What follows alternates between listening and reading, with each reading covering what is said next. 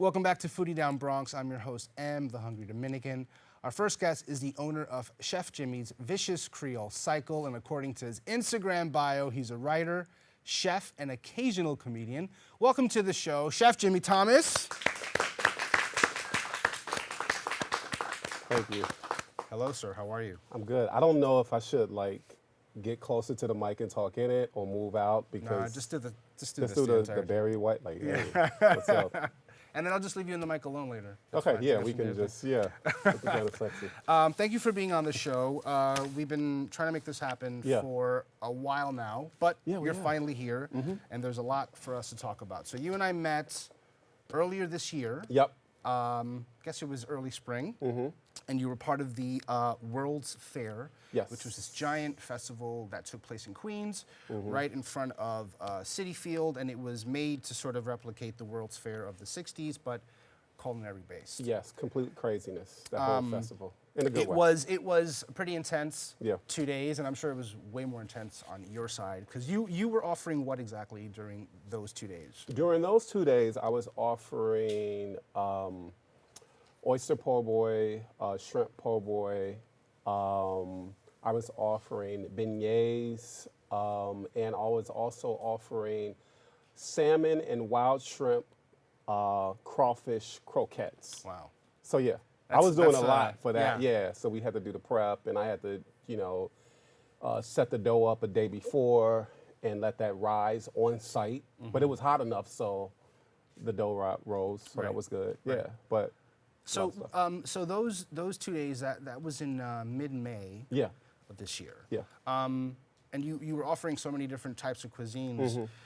I'm sure it was overwhelming to have everything prepared and sort of operate on that level of having very, very different dishes. Yeah, we had oysters too. I left that out, fire roasted oysters, you remember.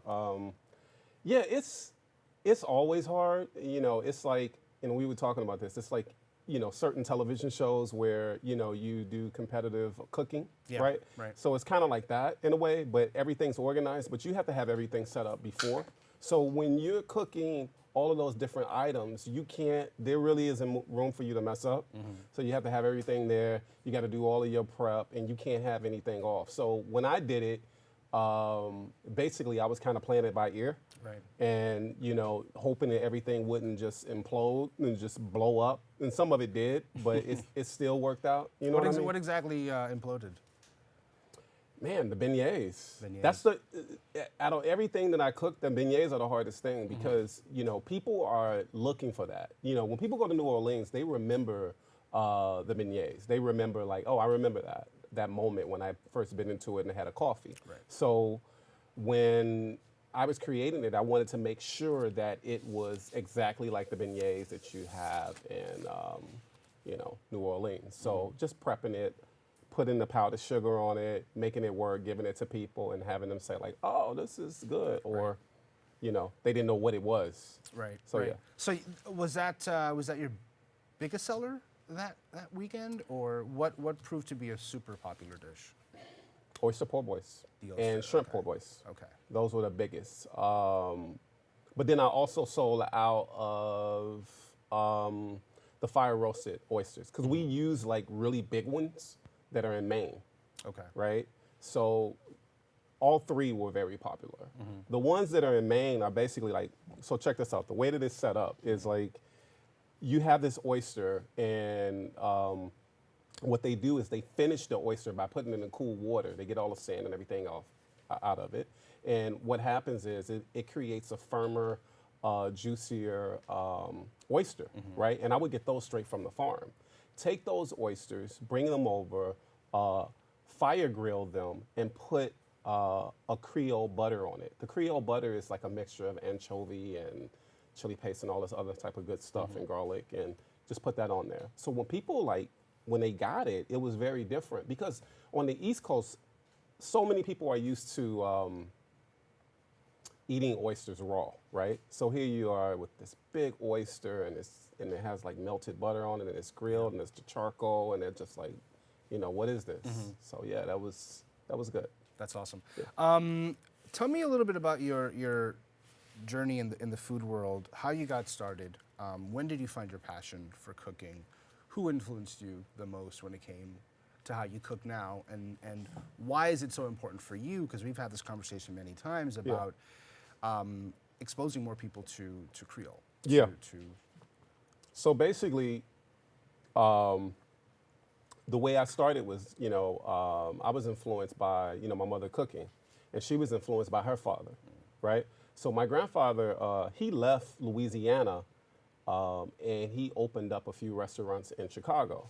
So during that time, he didn't make a lot of Creole or, New Orleans style food. He did it for us. So it was like our little secret. You ever go to the restaurants and you may go to like a Chinese restaurant or something like that, or another restaurant, and they have the food for the customers and they have food that they eat?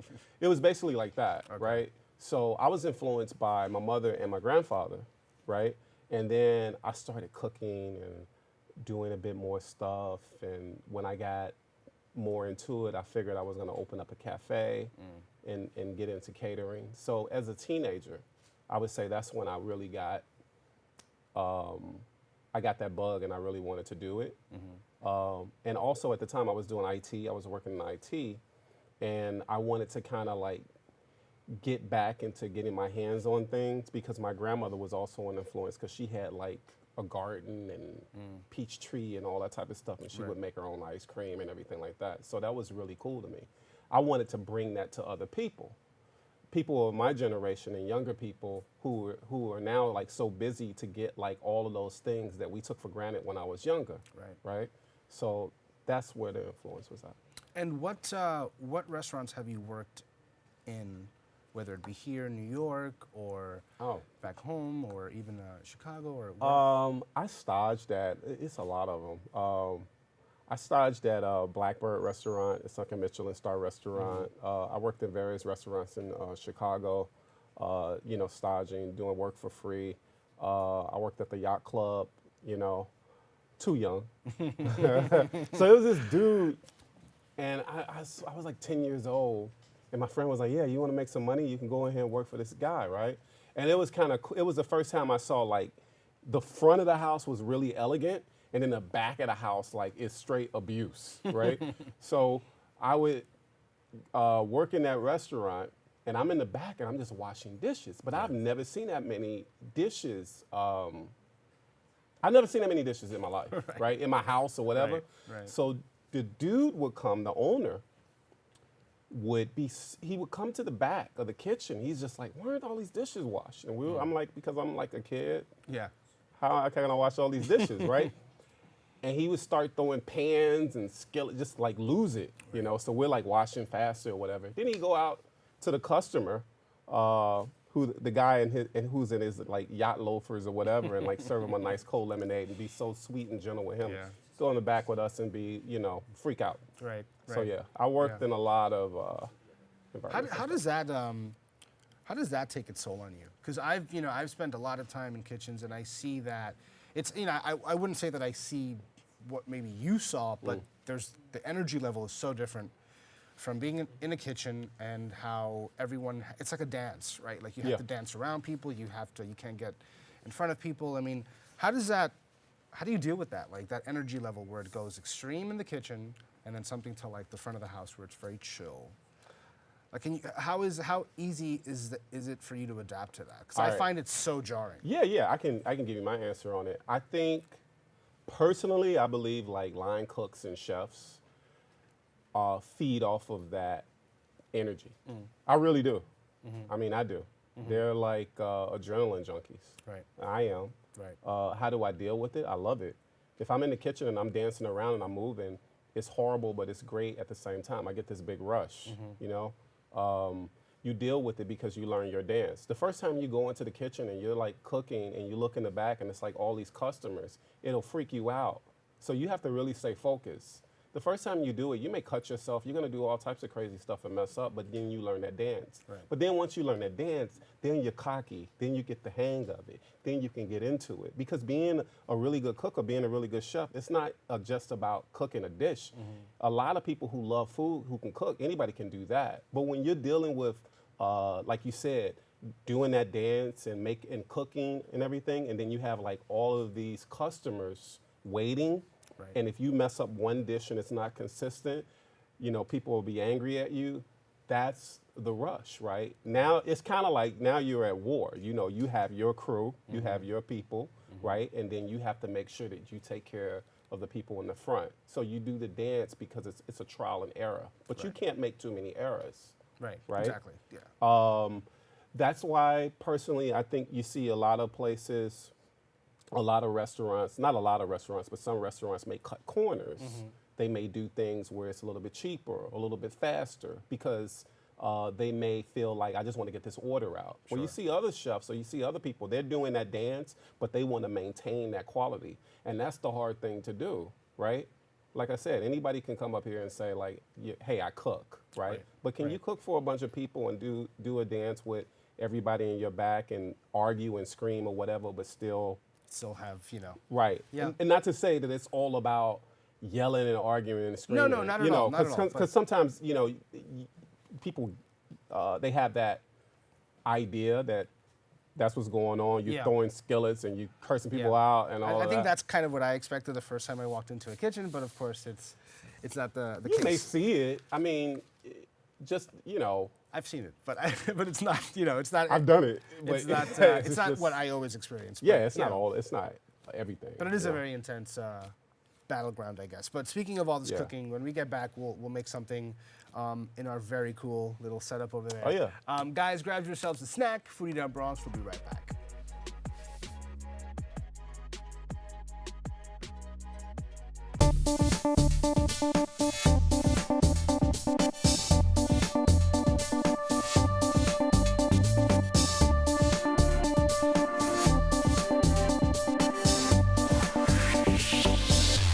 Welcome back to Foodie Down Bronx. I'm joined on set by Chef Jimmy Thomas, Creole food connoisseur. So before we actually headed over here to show off all this beautiful food that you brought, we actually prepped some of the things in advance. So if you could just point out real quickly, we'll start from this side of the table. Okay. What do we have here, including the two things that we already prepped before? Okay.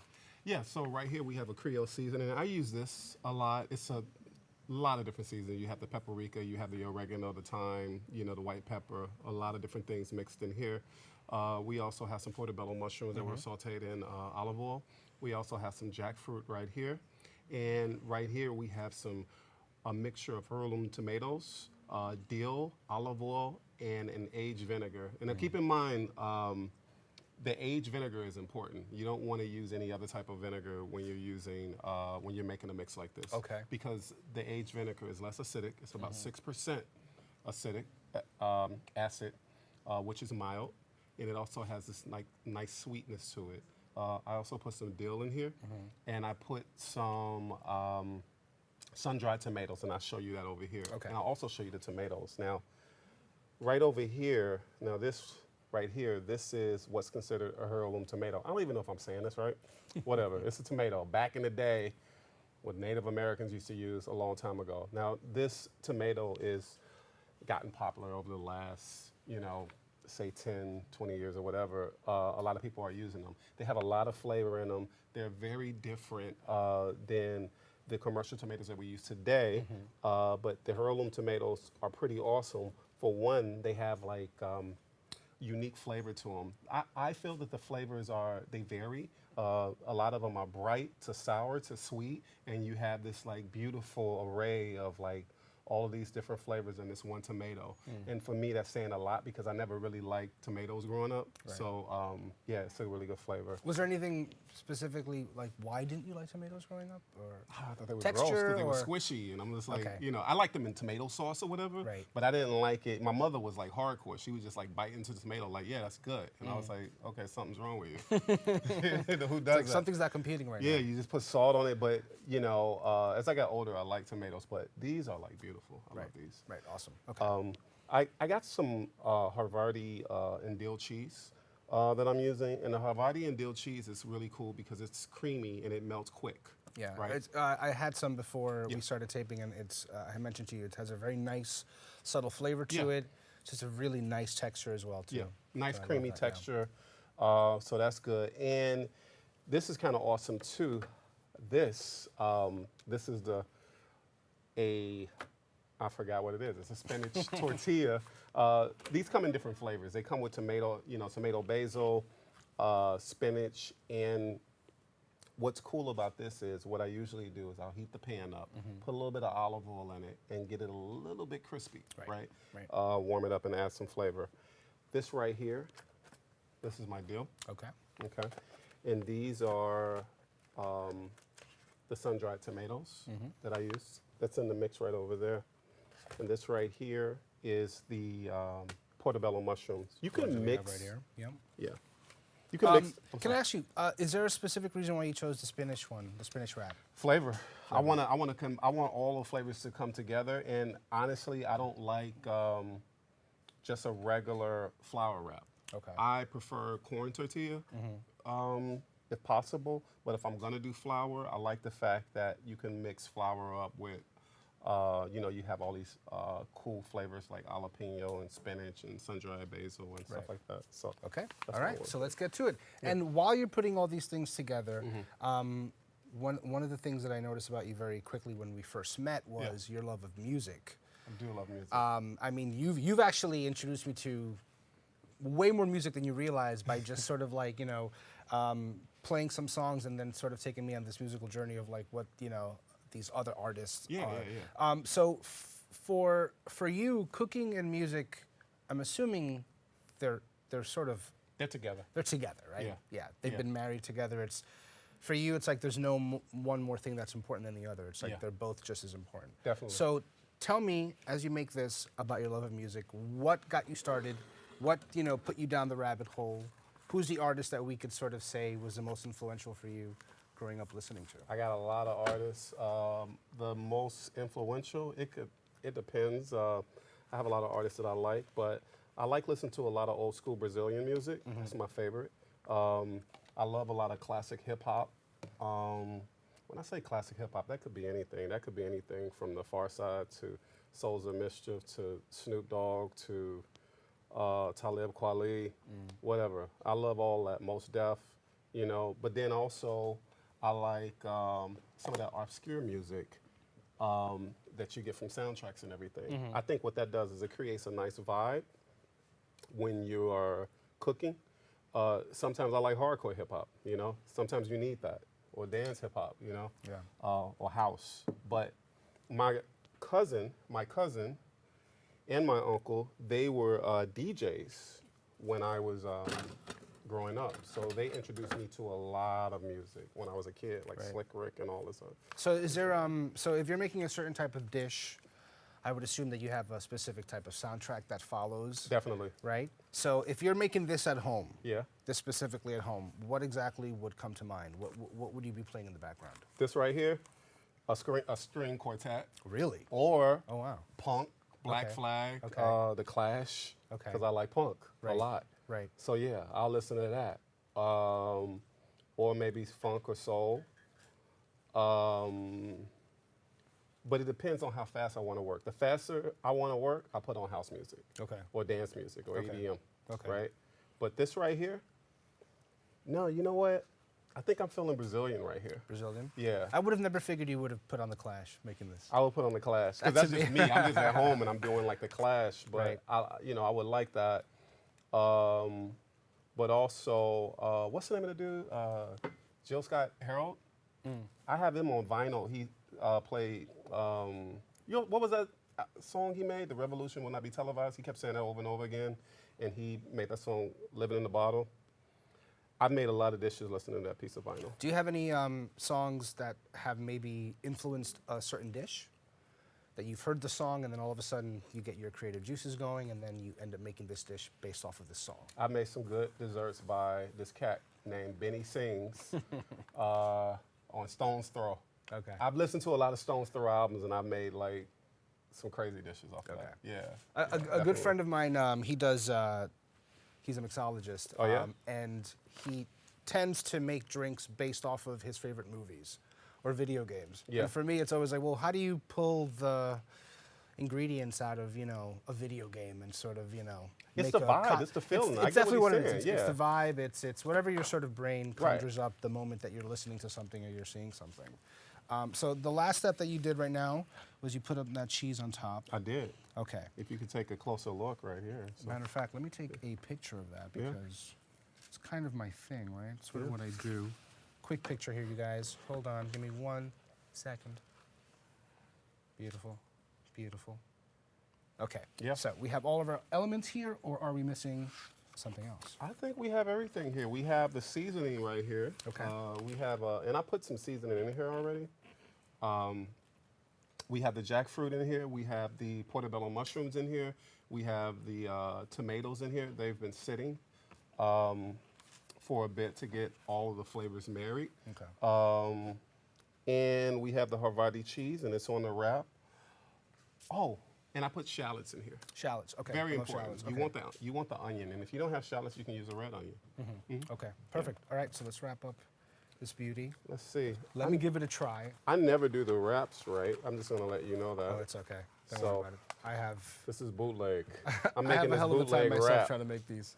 Yeah. So I had a few people when they were telling me about New Orleans cooking. They're like, "Well, when you do festivals, you do a lot of fried food," and I'm like, that's not the only thing that I cook. I cook healthy stuff too. Right. So when you think about Creole or Louisiana cooking, it doesn't necessarily always have to be fried or super rich. That's good. Right. But Is well, having said that, is jackfruit something that you can find in a lot of Creole dishes, or is it just sort of you're doing this for? It's just me. Just and that's what it's about. Like being creative and coming up with something where you're putting your spin on it, without getting rid of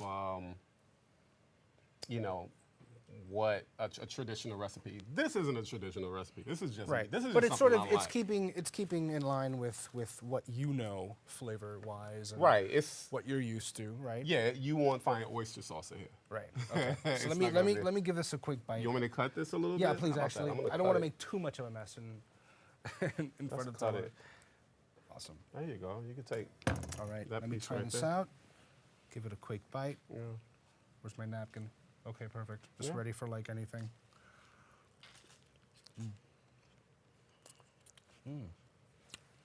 Yeah, nice and light. It's actually very, very, it's very light. Yeah. Flavors are bursting. That, sir, is very good. Thank you. Guys, stay connected with Chef Jimmy Thomas on Instagram at Chef Jimmy Thomas and on his website, chefjimmythomas.com. Guys, grab yourselves a snack because Foodie Down Bronx will be right back.